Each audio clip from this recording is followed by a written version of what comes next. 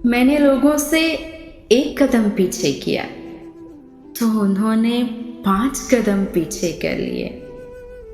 कोई मेरे लिए नहीं आया।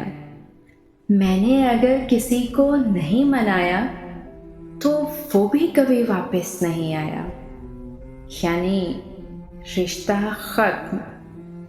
मैं लोगों के पीछे भागती हूँ तो लोग साथ चलते हैं, और जब मैं थक कर रुक जाती हूँ तो किसी को अपने साथ थपना मुंतज़िर नहीं पाती।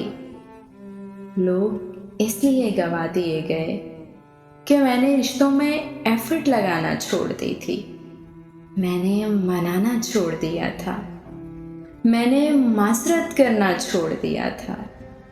और जब मैंने सब कुछ छोड़ दिया तो मेरे पास मैं ही रह गई थी।